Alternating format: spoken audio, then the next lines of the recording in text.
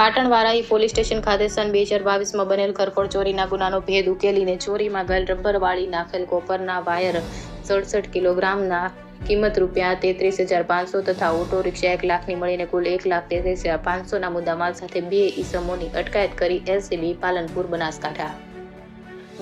LCB police સ્ટાફના માણસો Thara police station વિસ્તારમાં પેટ્રોલિંગમાં હતા ત્યારે મળેલ બાતમીના આધારે ઊણ તાતિયાણા રોડ પરથી ઓટો રિક્ષા પકડાઈ. ભરતજી, હરસીજી, વિષ્ણુજી, ભલાજી તેમના પાટણવાળાઓના કબજામાંથી ઓટો રિક્ષામાંથી રબર વાળી નાખેલ કોપરના વાયર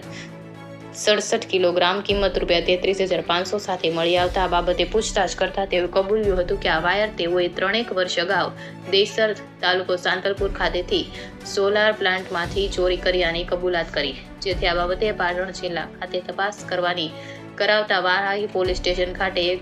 ગુનો રજીસ્ટર થયો છે, જેની મળી આવેલ કોપરના વાયર 67 કિલોગ્રામ 33,500ના તથા 1 લાખની ઓટો રિક્ષા મળીને કુલ 1,33,500 ગણીને બંને ઈસમોની વિરુદ્ધ ગુનો નોંધી થરા પોલીસ સ્ટેશન ખાતે કાયદેસરની કાર્યવાહી કરવામાં આવી છે. રિપોર્ટર ભગવાન રાયગોર, કાંકરેજ.